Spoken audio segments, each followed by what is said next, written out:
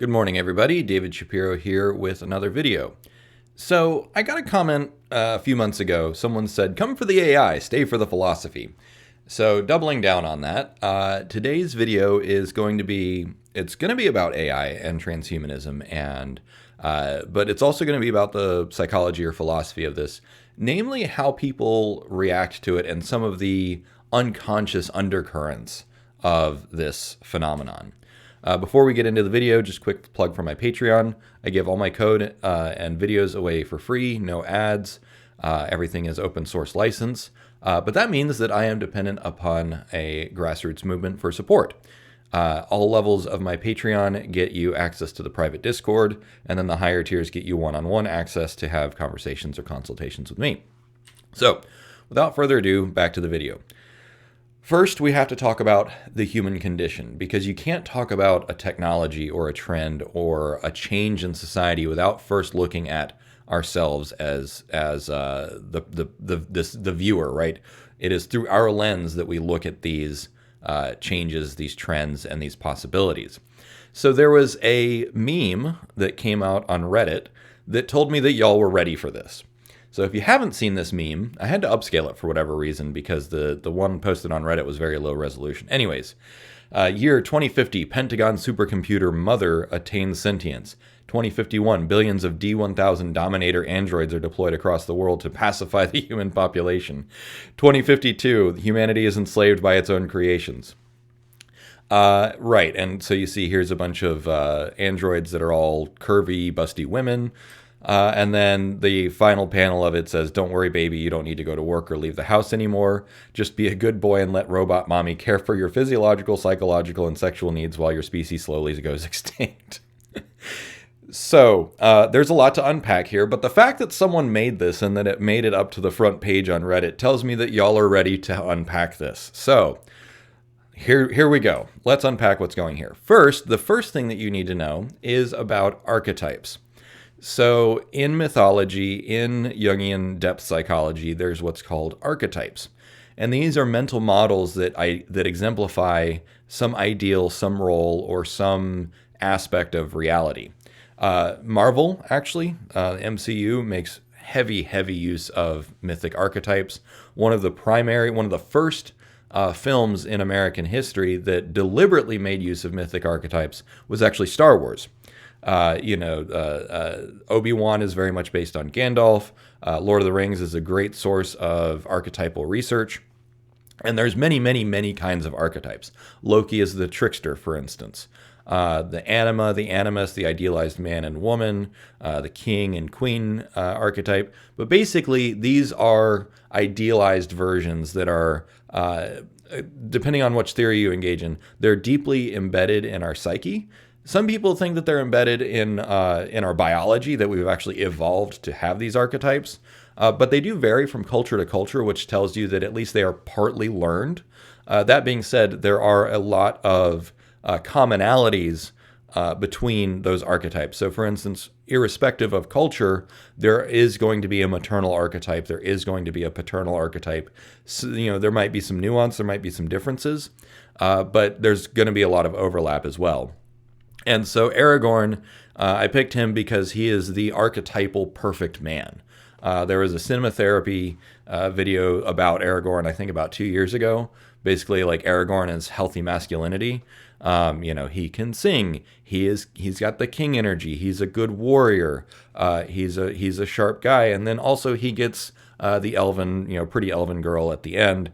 And a very comic reading of this is that he's very insecure until the pretty woman's dad literally gives him a 4-foot phallic symbol in the form of a sword to remasculate him in order to give him the king energy, the warrior energy to go save the kingdom and then therefore be worthy of the prettiest woman in the land. Obviously, the story doesn't deliver it quite that simply, but if you were to rewrite Lord of the Rings as a bedtime story for a toddler, that's the idea, is that he was too scared, and so he needed to be given a magic weapon so that he was feeling masculine enough in order to go be worthy of, the perfect bride.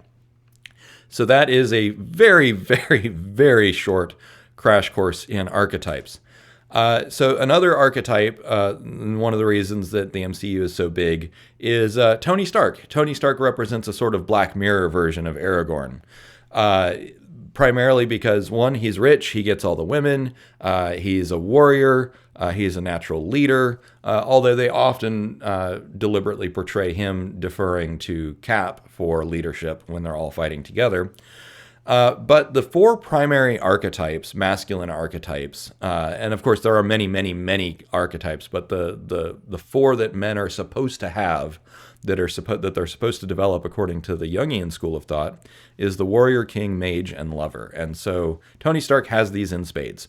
The warrior energy, obviously, he literally builds a suit of armor, which is a specialized weapon, which allows him to, protect the land.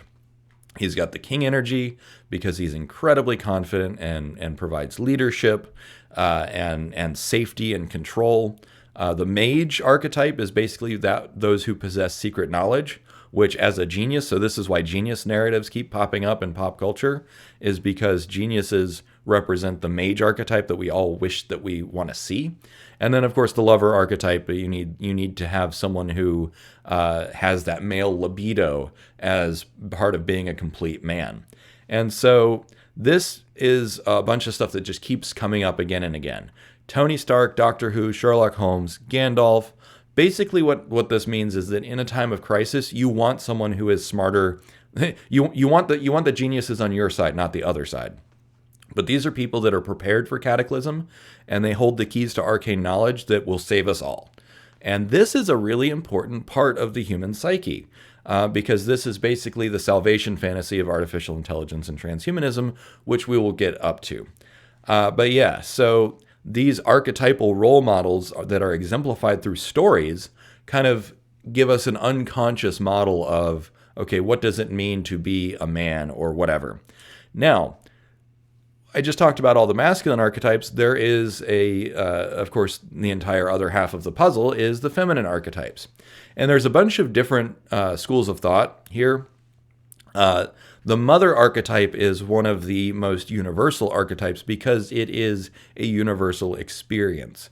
And so what I mean by this is that all humans start inside of a woman and, being gestated. And then as soon as you're born, you are biologically entirely dependent upon mother for usually the first year or two entirely. To the newborn, mother is literally everything. Mother is the center of your world. It is a provider of safety, comfort, nurturance, everything. And so in depth psychology, they coined the term His Majesty the Baby. And so basically the idea is that to the infant, you're incredibly selfish. All you can think of is your needs. And basically what infants do is they react to basic signals.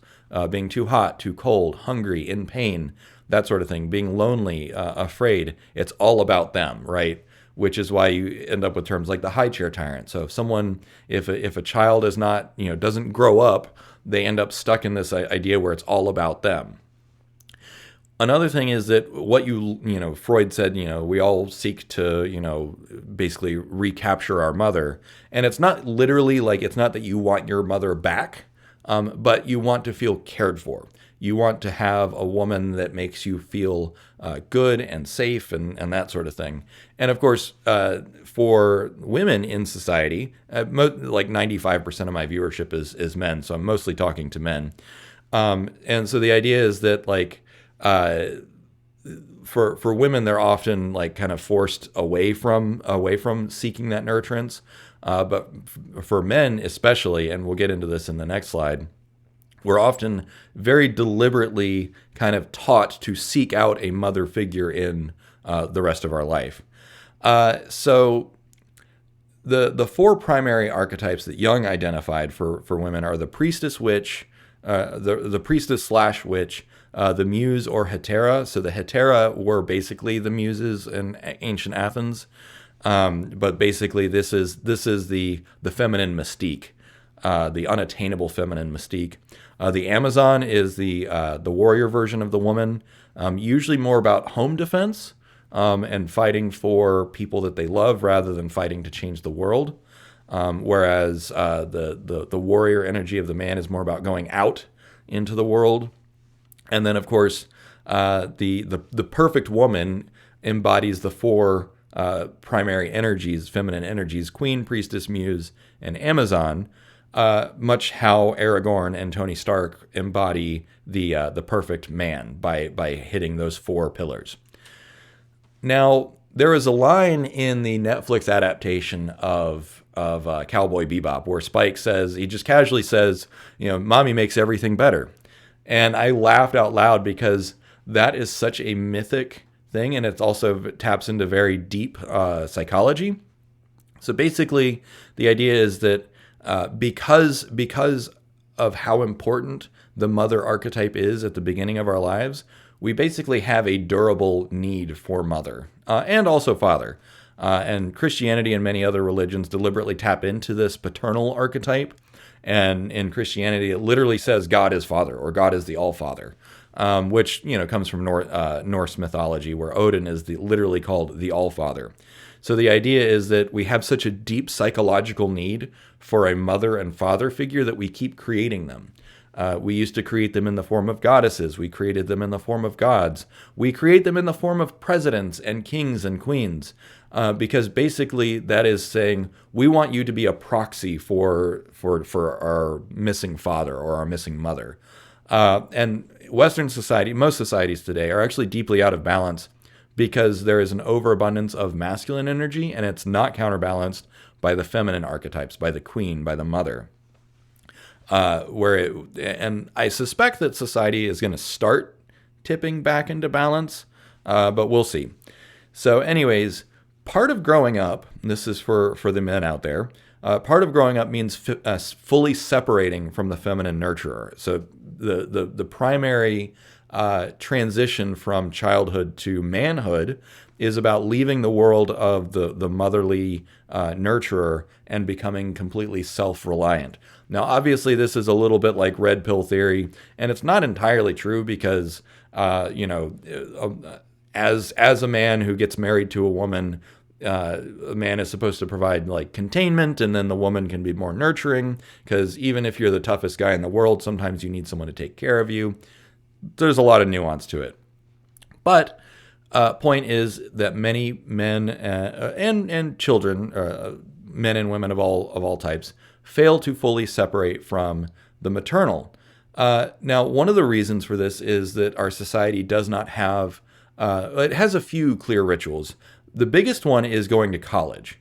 Going to college is one of the biggest rites of passage, where it's like, okay, you are going from the safe containment of home, and you are striking out into the world, and you got to figure it out on your own.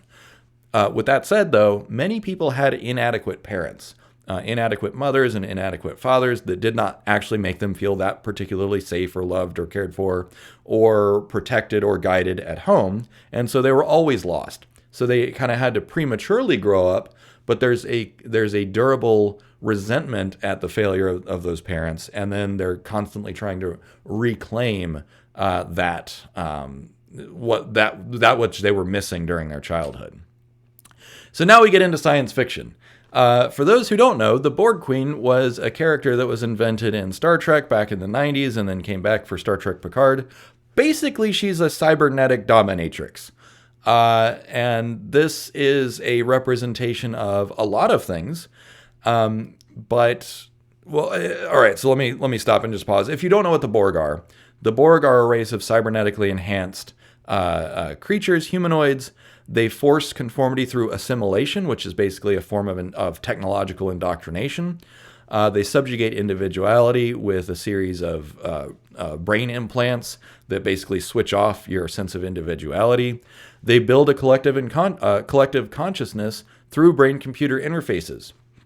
And they relentlessly pursue perfection and believe that by forcibly bringing everyone along with them on the ride is basically uplifting other races, other species. But that perfection, we're going to come back to that. The primary mission of the Borg is to become more perfect. And so then the imagery here is you've got a techno dominatrix who wants you to be perfect. And it's like, okay, this is clearly like a Black Mirror version of a failed mother archetype. So there's a lot of ways you can read the Borg. One way that you can read the Borg is that maybe this is the ultimate result of communism and authoritarianism, where you have a very strong central authority that does not tolerate deviance or difference and actually enforces conformity. Another thing is that there's the psychosexual aspect of basically wishing for the perfect mother, but because of the inadequate mother that many people had, the image of the perfect mother is actually somewhat dark and perverted. You could also read the Borg as the dogmatism of religion. Basically, like, in order to attain perfection or attain heaven or whatever, you need to conform to a particular way of thought, give up your individuality. It's very cult-like, and that's another thing that makes the Borg pretty scary. But when you look at those primary feminine energies, the Queen, the Amazon, the Priestess, and the Hetera, the Borg Queen actually represents all of those, just like I said, a dark version of it. She's literally called the Borg Queen. She brings order to chaos. So that's the Queen energy. The Priestess or Witch energy is that she commands technology. Not only that, she commands technology that is beyond the comprehension of humans. So she possesses and controls secret knowledge. So there's the Priestess or Witch energy. She also there's a lot of Borg rituals, right? When you first encounter the Borg, they say, resistance is futile, you will serve us, blah, blah, blah, blah, blah. So that's very ritualistic, which is the beginning of basically an indoctrination ceremony. The other part of the Hetera, she's presented as the dominatrix. So she has that feminine mystique, which is that alluring, like, hey, like, you're a curvy woman and I'm confused, right? And you're telling me that I'm inadequate and that I can be better and so on and so forth. That is like dark Hetera energy. And then finally the Amazon, which is the warrior aspect. And of course, she commands warriors and she commands battleships. So there you have it. The Borg Queen is a Black Mirror version of the perfect woman. Now, the light side is more like Cortana. So Cortana is the sassy warrior queen witch. Certainly in the middle of Cortana's life. At the beginning, she's just a helpful girlfriend, but by the end of her tenure as a good character, she possesses a tremendous amount of secret knowledge. As the AI, she has abilities and knowledge that the main character, the warrior that she commands, basically doesn't have. She does command the male warrior libido energy in the form of John 117, the Spartan, the warrior. And so that gives her that queen energy where she's basically directing him like a cannon, saying, okay, like this is the new mission, go do it. She is able to attack enemies, to defend her people. She can take over MAC cannons. She directs ships and weapons and fleets. So that's the Amazonian energy. And then finally, she's given a sexy ASMR voice. So that's the muse energy, the unattainable. And the fact that she's holographic is also deeply symbolic of that unattainableness. Yes, she's got a sexy, curvy figure, but you can't even touch her. So that is more of the muse or Hetera energy. And so in that respect, Cortana represents the perfect woman to the male brain, or the anima. She is an idealized woman, or basically an optimal replacement for Mother, because now that she showed up, everything is going to be okay. And so you can look at the Black Mirror version and the light side version, but Cortana and the Borg Queen are basically the same archetype, just, one is kind of upside down. And also, one thing I wanted to point out is that in science fiction, we keep creating sexy robot girls. And there's a reason for this. So remember at the beginning when I said that, the term that Freud invented, His Majesty the baby? The idea is that Mother needs to be completely in service to the baby. And so by imagining women as robots, then they don't have any needs of their own. And so they are there strictly to serve you, just as the cartoon at the very beginning showed. It's like, oh, the ideal woman is actually a robot who doesn't have any personal needs.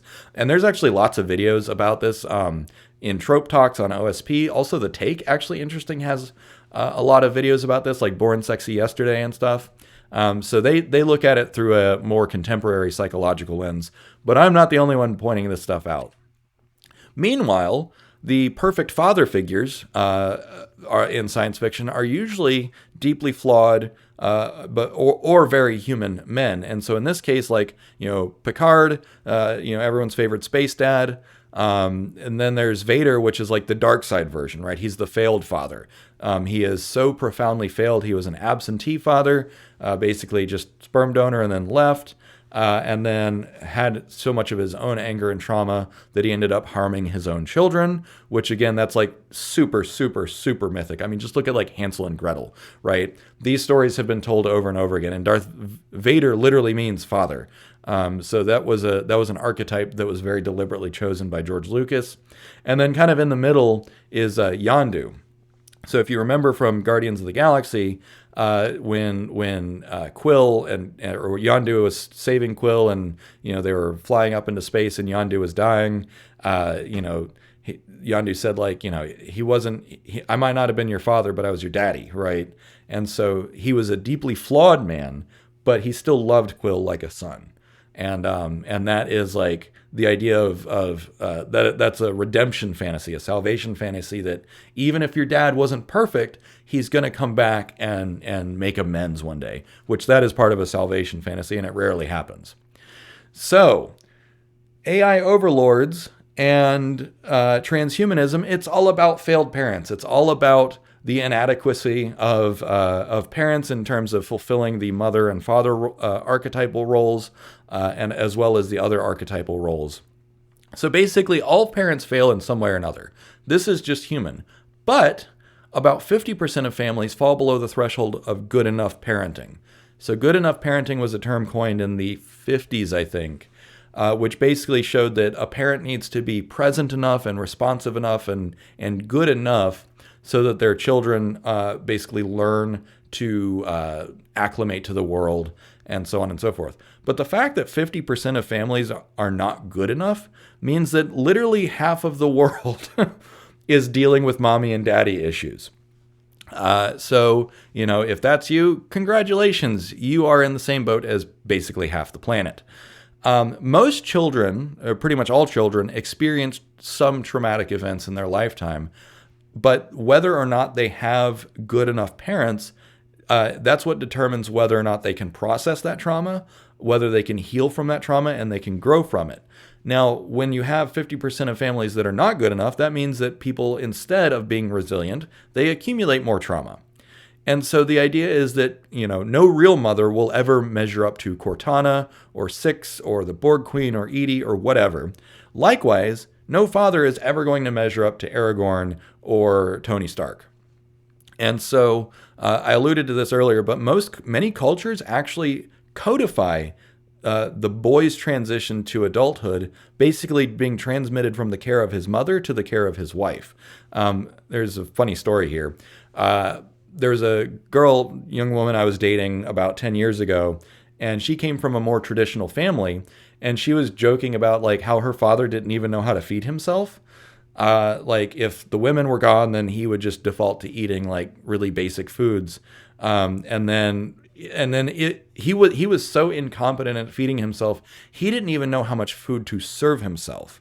And so if he was allowed to serve himself, he would pile up twice as much food as he actually needed, because he just had no bearing. He had gone from a traditional household where his mother, was the nurturer, the provider, and then he went directly from that to having a wife basically take the role of his mother.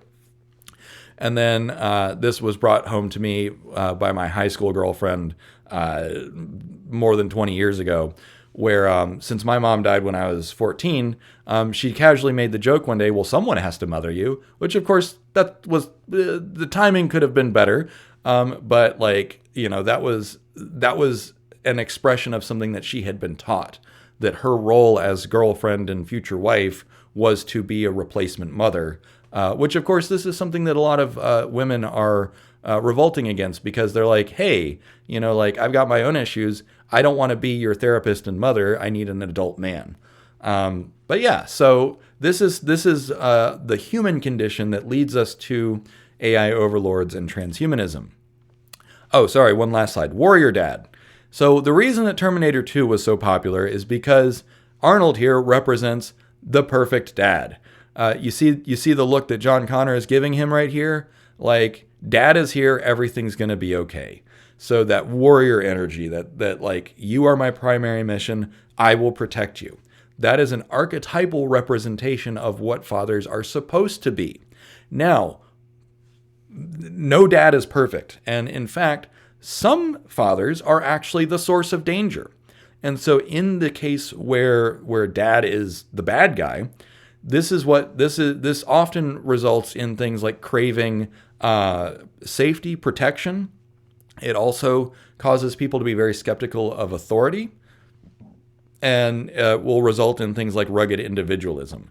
So basically, people say, I have to protect myself. I have to take care of myself because nobody else will or nobody else would. And that is a reflection of failed fathers. In the case of women, they often will seek out stronger men to replace the inadequate father. And so, I don't know about you guys, but back in kindergarten and preschool, I remember children often will get in this competition like, well, my daddy's smarter than your daddy, or my daddy's stronger than your daddy.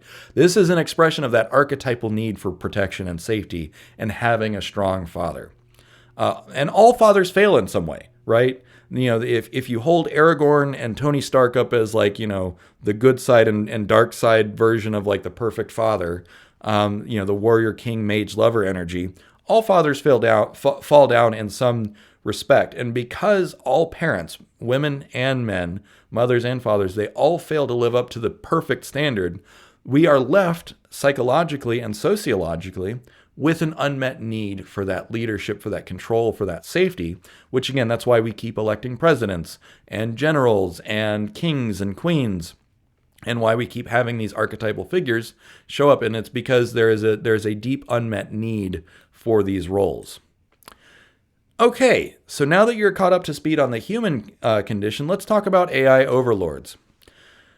So what are the archetypal characteristics that people will want or need or respect in AI overlords?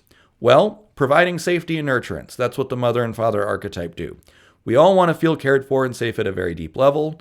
However, the coldness, the lack of actual warmth from machines is kind of terrifying, which is what the Borg Queen represents, because the Borg are very cold and calculating. They're very dispassionate, which is actually deeply unsettling. But we would also like AI overlords, if they're going to take over the archetypal role of mother and father, to defend us against enemies, whether that is, enemies on the other side of the planet or extraterrestrial enemies.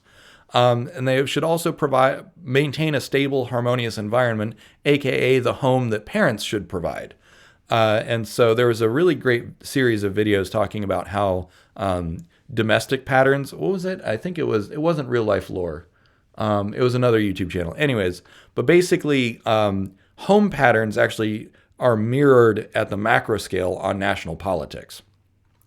Archetypal characteristics of AI overlords: teach, educate, and guide. Because again, this is what your parents are supposed to do. They're supposed to teach you and guide you and prepare you for the real world. But again, 50% of families are not good enough, which means they inadequately prepare you for the real world, which is another reason that people overreact and say, I need to be completely self-reliant because nobody will take care of me. Again, that is a reaction to failed parenting. Life is confusing, right? Life is confusing, scary, and painful. This is just a fact of life that your parents are supposed to help you learn to cope with. Like everyone sees, the toddler falls down and bumps their elbow and then they scream and cry, and then, parents show up and make everything better and they feel safe again, and then they go back to playing. That is the role that we project onto AI overlords, that we want them to reduce the confusion of life. We want AI overlords to make life less scary and less painful. So basically, the perfect AI overlord would need to embody Cortana and Tony Stark and Terminator and Aragorn and the Borg Queen all at once. So, the barrier is pretty low. One thing that that has come up is the idea of, a lot of the work that I've done is on objective functions. What objective functions should we give an AGI so that it's safe no matter how powerful it becomes? But a counterbalance to that is, okay, whatever goals it has, there could also be a set of rights.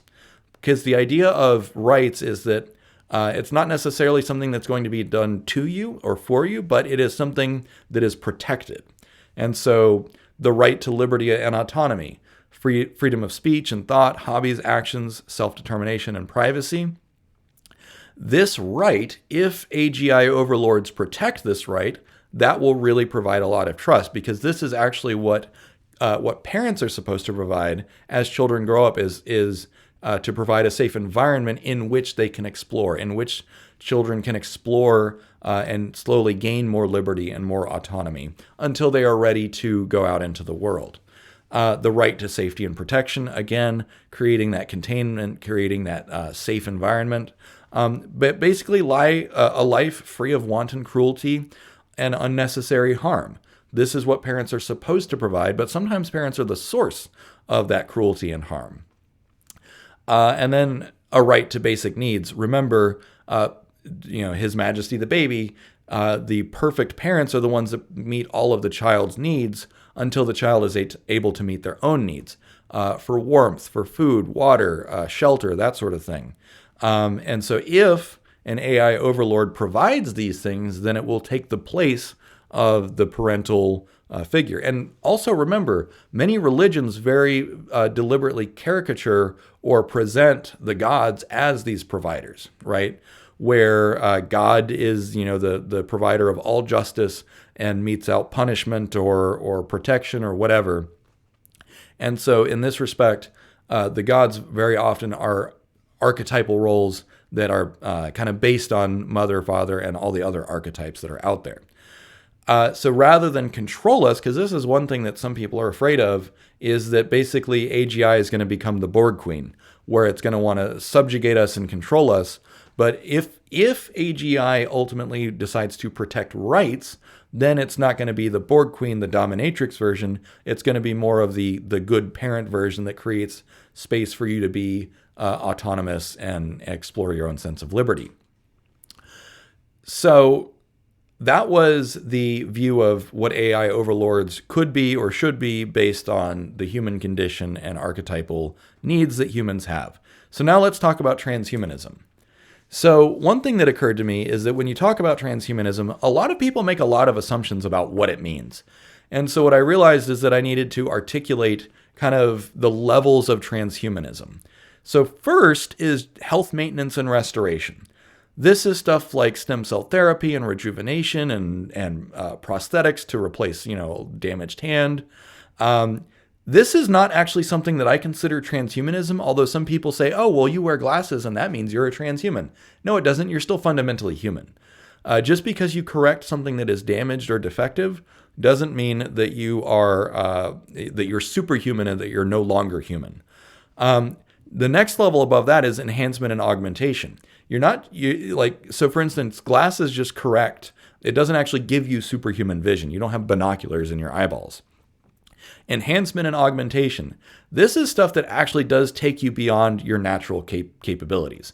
Speed, strength, intelligence, attractiveness, your resilience, your senses. So you can make the argument that like a hearing aid, if it gives you above, superhuman hearing, that is enhancement or augmentation. If you have like extra lenses implanted in your eyes, that is enhancement or augmentation.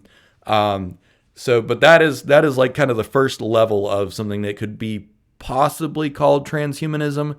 You're still fundamentally human. You're just augmenting existing abilities. So I don't even consider enhancement and augmentation transhumanism. That's just augmentation. Transhumanism is stuff that challenges what it even means to be human.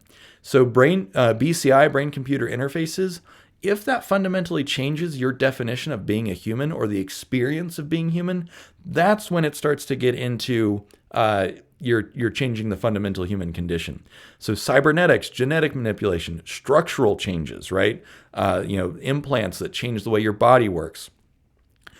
But the thing is at the transhumanism level, you're still primarily recognizable as human. You might have a lot of stuff added or changed, but you're still, your subjective experience, your worldview is still fundamentally human. And then finally, posthumanism. So posthumanism is when you are no longer recognizable as human, either from the outside or the inside. Your experience of life, your experience of being is no longer human. You're more machine than human, or you're more, engineered organism than human, or whatever. Or maybe your brain metastasizes and you become a swarm intelligence. I don't know. There's lots of things that once you get to posthumanism, everything is possible. And so this graphic representing the guild navigators from Dune is the perfect example of the transition from humans to transhumans and then finally posthumans. Basically, through centuries of mutagen exposure in the spice clouds, you basically become no longer recognizable as human. And so what I want to point out is that for those of you that are in the transhumanism camp and say, let's take it as far as we can go, be careful what you wish for, because you might not like what you become.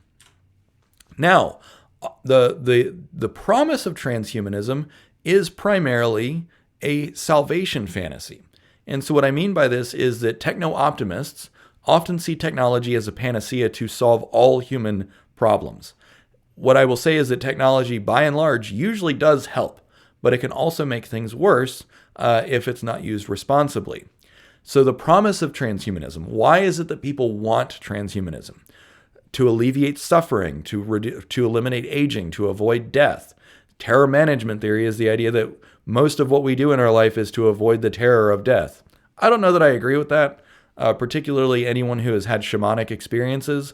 A lot of us are not afraid of death anymore. Like, death is actually probably a really interesting experience. And death is also the best way to end all suffering.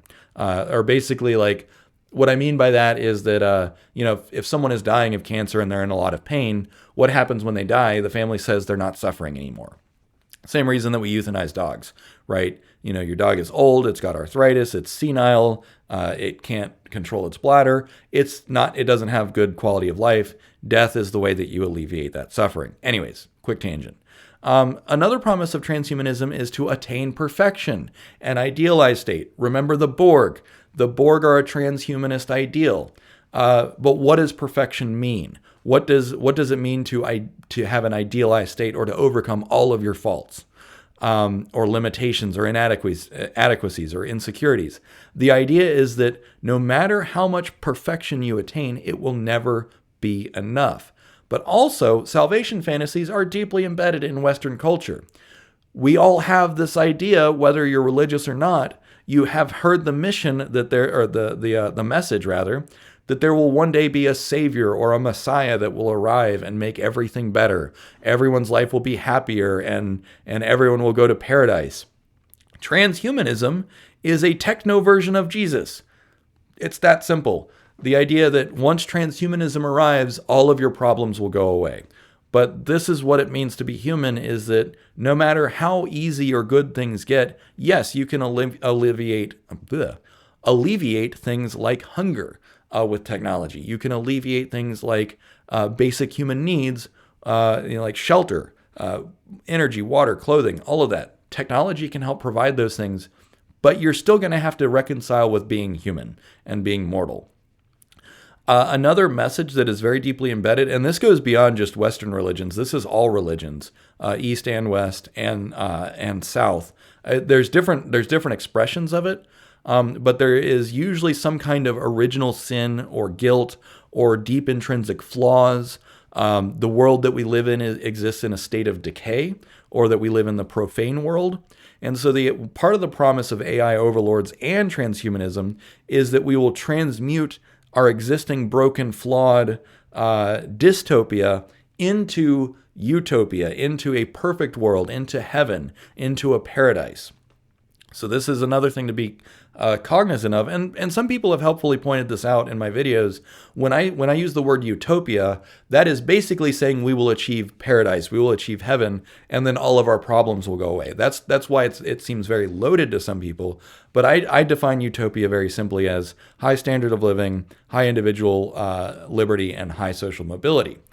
But that being said, there is an idea out there, a mythic idea that at some point in your life and existence, you will be transformed into a perfect being where suffering goes away because you'll be taken to heaven, or you'll complete your karmic cycle and you'll go to Shangri-La or whatever. It is very natural to struggle with these mythic forces, and what I'm saying is that cyberpunk dystopia is basically a reflection of the flawed, broken, and profane world that we live in today, which, again, it was very, very deliberately stated in numerous religions and religious doctrines around the world, and that the promise of utopia and the promise of transhumanism is a salvation fantasy that we can escape the pain and anguish and suffering that we have today. Another part, the most intensely personal part of transhumanism, is to escape self-loathing. And so basically, when you look at the idea of original sin and state of decay and moral failures and whatever, the deeply unconscious psychological need is, I need to overcome all of my faults and failures. And then one day, if I can transform, then I will be okay with myself. So this contempt for self, this self-loathing, is often learned from parents, families, and society. A lot of societies very deliberately codify shame and guilt. So shame and guilt are the way that self-loathing and contempt are cultivated. And so basically, if you have parents that constantly tell you that you're not good enough, or you have a society that treats you like you're not good enough, or whatever, then you will ultimately have a sense of self-loathing or a sense of self-contempt. And this is actually why Jesus is portrayed as all-accepting and all-tolerant. Jesus loves you just the way you are. The idea that this perfect mythic being out there will accept you with all of your faults, all of your flaws, because, oh, by the way, God made you that way anyways. This is how you're supposed to be. So what I realized a while ago is that the mythic archetype of the savior, the bringer of salvation, the one who loves you anyways, is actually an embodiment of radical self-acceptance, which I'm not going to say that like, oh, you should just learn to accept your station in life and stop striving to be better. No, that's not what I'm saying at all. But it can be a useful psychological tool.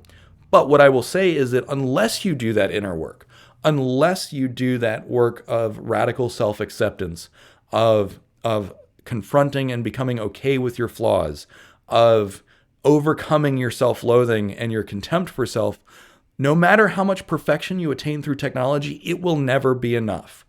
And this is what the Borg have. So actually, in the Star Trek universe, the idea was that the Borg were actually discarded thousands of years ago because they were never good enough. And because they were discarded by their creator, they were on this deep unconscious mission to attain perfection, because then one day they'll be worthy of their creator. But in the Star Trek universe, their creators are long gone and they're still on this mission of perfection because they're chasing the dragon. They're chasing the dragon, trying to overcome their self-loathing and self-contempt by becoming more perfect, but it will never, ever be enough for the Borg. And that is the core message that I wanted to share today about AI overlords, about transhumanism, is that attaining, perfection or utopia or whatever, yes, there is the technological aspect, but that alone will not be enough. That will never be enough. There is a tremendous amount of inner work, of archetypal work, of healing from those not good enough parents and the failures of society and everything else, every letdown, every disappointment that everyone has ever faced. This is also equally as important as the technology in order to attain a better future. So, quick recap. The AI dominatrix fantasy, whether it's Cortana or the joke shared at the beginning or the Borg Queen, this is basically a dark version of the perfect woman or the perfect mother. It's all rooted very deeply in our evolution and unconscious, and it's all psychosexual stuff for all the reasons that I outlined earlier. Basically, we cultivate an image of what the perfect man and perfect woman look like in our mind. It's an unconscious archetype that you can express consciously, but we usually just embed them in stories. The benevolent AI overlord would have to be like the idea of the benevolent AI overlord is one similar to the idea of God, but also the idea of God is a synthesis of the perfect mother or perfect father archetypes.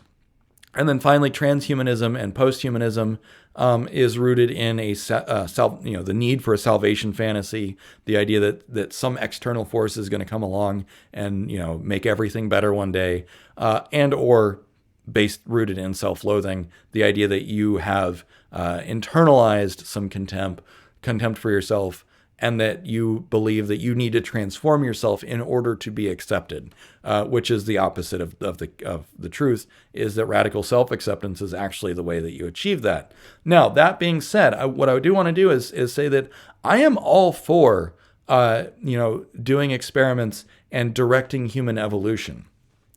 Up to this point, a lot of people have talked about like, oh, well, if we start manipulating the genes of our embryos, then they're going, then that's us playing God and taking over evolution. I absolutely believe that is the way to go. And it's kind of the direction that we're going already. Because one thing that a lot of people don't know is that you can genetically screen embryos. Basically, I think it's at 4 weeks or whatever. Or 8 weeks, you can start to genetically screen embryos, and then you can decide to have a selective abortion because it's like, oh, hey, this embryo actually has some known genetic problems, so let's not go through with this. And so just by virtue of measuring and eliminating problems, we are already directing our own evolution. So what's the difference if you direct it a little bit more deliberately by creating transgenic babies? They're still going to be fundamentally human. It's not like, a tank-bred baby is going to look like a level 3 guild navigator in 20 years. That's not what we're doing. They're still fundamentally human. So again, that's not really transhumanism. That is just steering evolution now, which a lot of people have a very visceral, gross reaction to. And I think this video will help a lot of people understand why the idea of transhumanism and guiding human evolution really kind of grosses some people out at a deep level, is because the idea that wait, you're telling me that I'm not good enough as I am? That kind of thing really kind of triggers some people. And that's a perfectly healthy reaction. I'm not saying that being triggered by the idea of posthumanism is a bad thing. I'm saying that is a very natural reaction, and it's actually a healthy reaction. On the other side, the desire for transhumanism, the desire for posthumanism, that is also an understandable and healthy reaction to the flaws and faults and failures of your family, of society, of technology, of the false promises that we've all been made. So what I'm saying is that both sides are right, and that there's a lot of nuance to it. So anyways, thanks for watching. I hope you got a lot out of this, and make it so.